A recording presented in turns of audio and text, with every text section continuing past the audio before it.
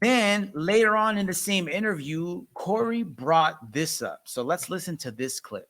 Have you seen Verdict MMA? That's it's an app and people score from home. Oh, I have seen that. Yeah. I'm not sure how it works, but they seem to get it right most of the time. That would be funny if we just had the fans vote. Maybe if you have someone who's verified, like, you got these guys that are either former fighters or like hardcore fans, practitioners, people who really understand martial arts, trainers, and maybe you get verified, just like you get verified on Twitter for being Cory Sandhagen.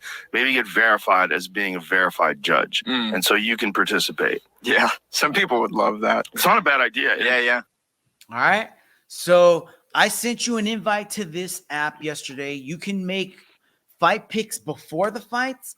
And then as you can have this app open while you're watching the fight. And as the round ends, you see how right now on the screen it says round 1. Right.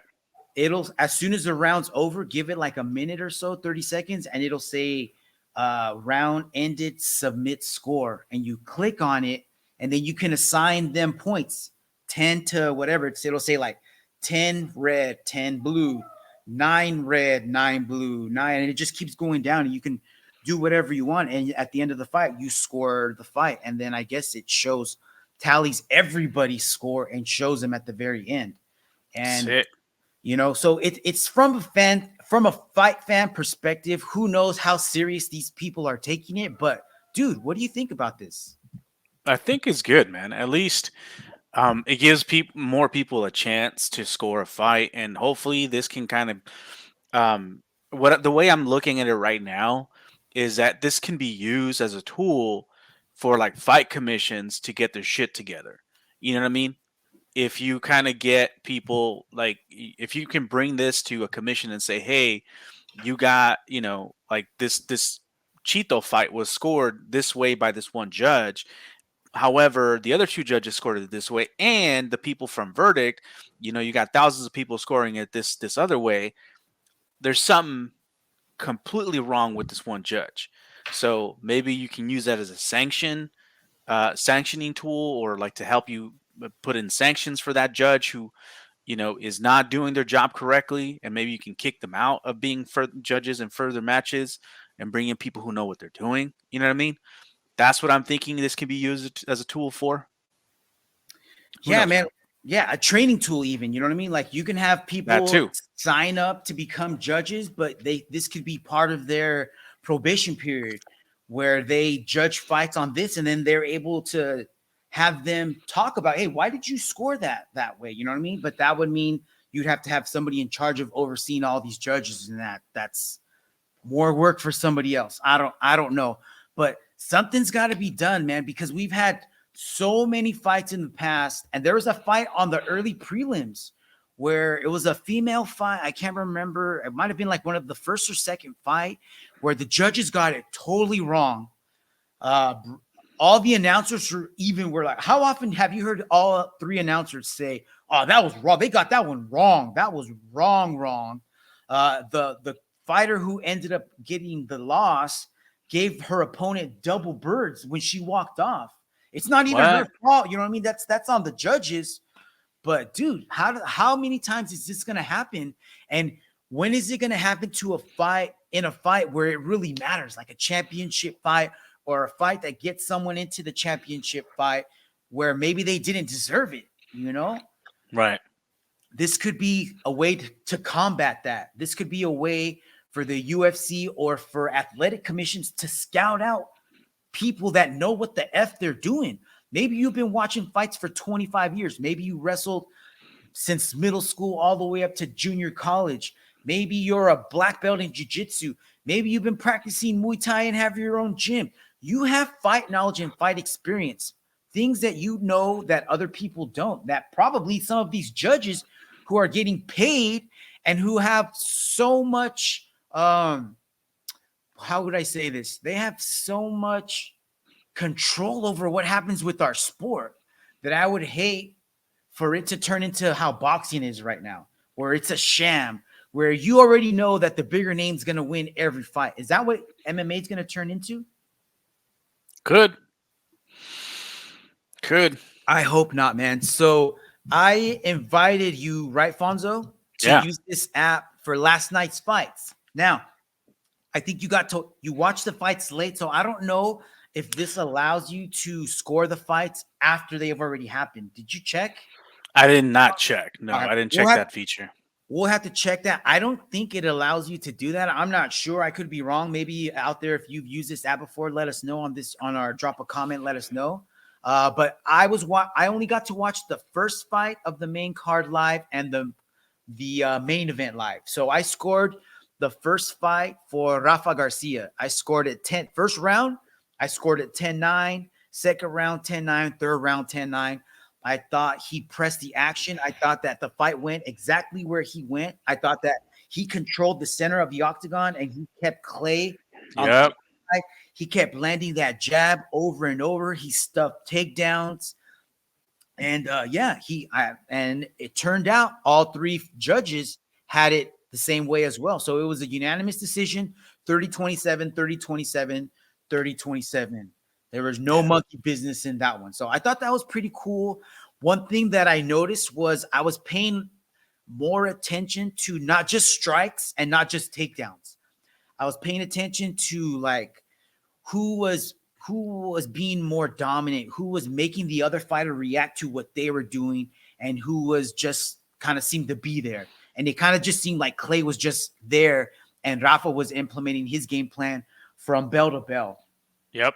Yeah, right. 100%. So yeah. All right. So that's all for that one. Anything you want to add to this one, dude?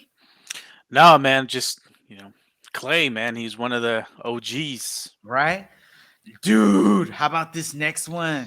Dude, Edson is a beast. Edson Barbosa, monsters, dude. Monster fight. This was so good. I didn't get to score this one, but it turned out I didn't need to score it anyways because Edson was like, Frank, you have your phone there? Hold that. I got you. You won't need that. Put it down. Watch this. Boom. That was a knee. That was a knee. He timed that well.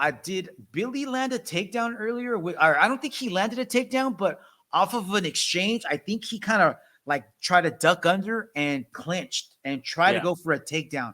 And that time, Edson was ready and dropped that knee right up his freaking chin. Right? Yep. Yeah, that was beautiful, man. He's fucking jacked, dude. Oh, yeah, dude. Look at him, man. And he's not even flexing. That's just acai and Jesus. Dude, did you happen to see after the fight, like before they announced the winner, they were both like talking smack to each other, kind of like, I really am interested in, I want to know what they were saying. I don't know what Edson and him were saying. So that'd be interesting if anybody was able to catch that, or I wonder if that'll come out later on. Another good fight, the main event. Dang, dude, Holloway. What'd you think about this one? What'd you think? Hey, man, Holloway is a freaking beast. He was a beast, dude.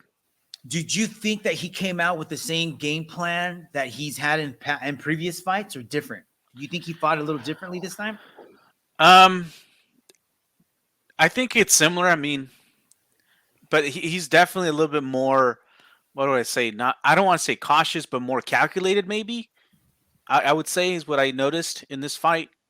Like his striking was a little bit more precise. He just seemed like he had maybe more of a clear game plan this time versus other times. Yeah, I agree. At least recently, you know what I mean? Because he's always been a really good fighter, but the last few fights, for some reason, he wasn't as maybe as focused as this fight. But he's definitely on a mission now, dude. That was a great fight.